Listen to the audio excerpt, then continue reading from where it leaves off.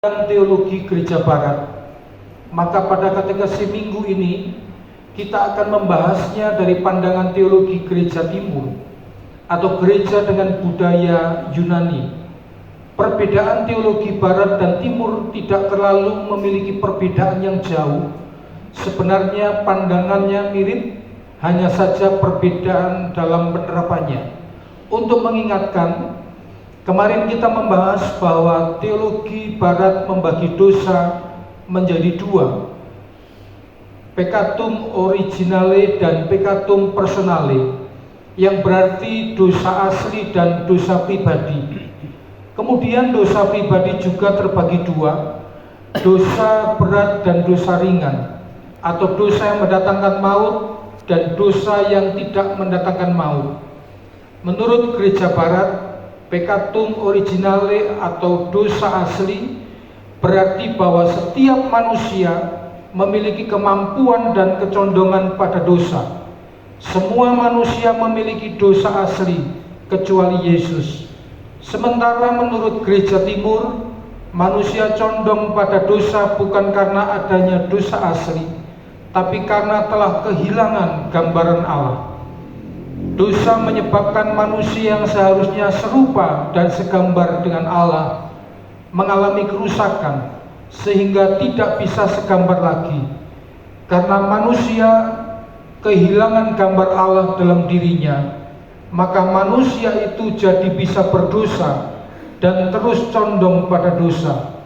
Perbedaan utama antara teologi Barat dan Timur dalam melihat dosa adalah Barat lebih memfokuskan dosa sebagai pelanggaran dalam tindakan dan pikiran kita kepada sesama manusia dan pada kekudusan Allah.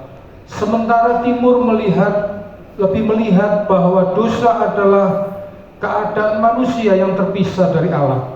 Manusia yang masih dalam keterpisahan dengan Allah pasti memiliki dosa-dosa. Gereja Timur mengenal 4 jenis dosa. Dari bahasa Yunani yang pertama adalah amartane, yang berarti kemelesetan. Seperti artinya, dosa ini adalah sebagai tindakan manusia yang meleset dari kehendak Allah. Salah satu misalnya adalah Allah menghendaki manusia untuk percaya padanya dan tidak khawatir. Namun manusia tidak bisa memenuhi kehendak itu. Maka khawatir itu sudah termasuk berdosa karena meleset dari kehendak Allah. Amartane adalah dosa yang paling umum. Kedua adalah paraptomata, yang berarti tergelincir.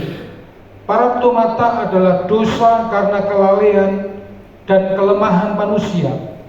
Dosa menjadikan kelemahan dalam diri manusia, sehingga setiap manusia setidaknya memiliki satu kelemahan dalam hal dosa.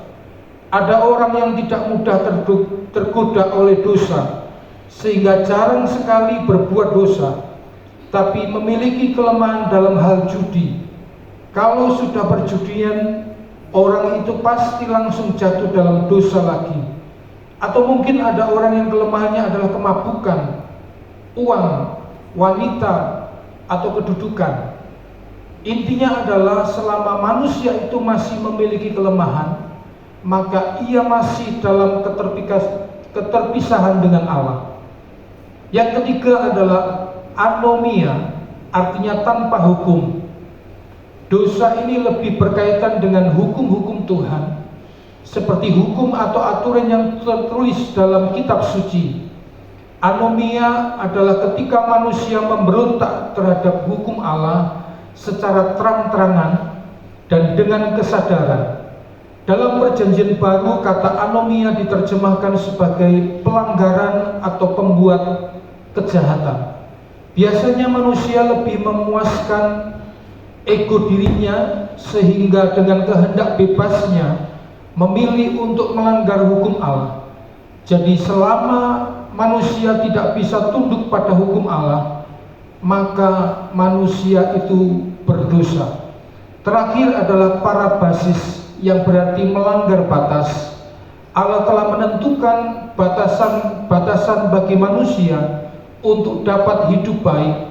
Setiap manusia yang melewati atau melanggar batas itu, ia berdosa pada Allah. Misal, dalam kitab suci diatur supaya kita tidak mengejar kekayaan duniawi.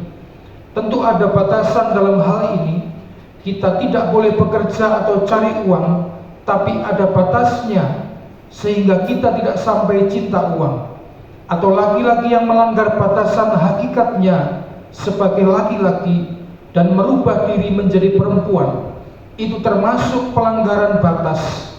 Perbuatan tidak sopan, mengelantarkan orang tua, menghamburkan uang, semua itu termasuk parabasis. Jadi parabasis juga menyangkut moral-moral kemanusiaan dan nilai-nilai rohani. Sebab sejatinya kita tahu batasan untuk segala sesuatu. Selama kita tidak mampu menahan diri untuk tidak kelewat batas, maka kita masih berdosa dan tidak bisa kembali memiliki gambar Allah. Contoh yang paling mudah tentang makanan. Ada orang yang makan sepuas-puasnya demi memenuhi hawa nafsunya, bahkan tidak peduli apakah orang lain sudah makan atau belum. Setelah puas pun, kalau bisa yang masih ada atau sisa disimpan untuk dirinya sendiri. Hal-hal seperti ini menandakan bahwa orang itu belum bisa menahan diri atau membatasi diri. Itulah yang dimaksud dengan parabasis, dosa yang melanggar batasan. Menurut Gereja Timur, dosa yang mendatangkan maut adalah ketika manusia menutup diri dari rahmat Roh Kudus atau menyangkal Roh Kudus.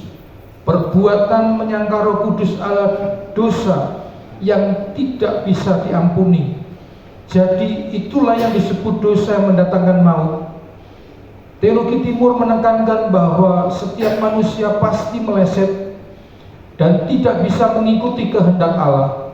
Manusia juga memiliki kelemahan, juga sifat pemberontakan dan melanggar batas demi nafsunya. Semua itu karena manusia kehilangan kemuliaan Allah, yaitu gambar Allah. Tanda-tanda itu adalah tanda bahwa manusia terpisah dengan Allah.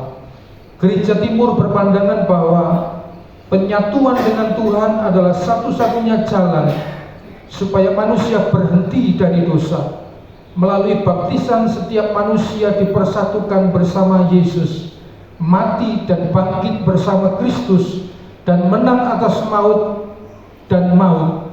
Roh Kudus diberikan kepada manusia untuk memulihkan gambar Allah. Bila manusia itu menyangkal Roh Kudus, maka selamanya ia tidak akan bisa lepas dari dosa, dan hal itu mendatangkan maut. Kiranya pembahasan ini boleh melengkapi pembahasan kita sebelumnya.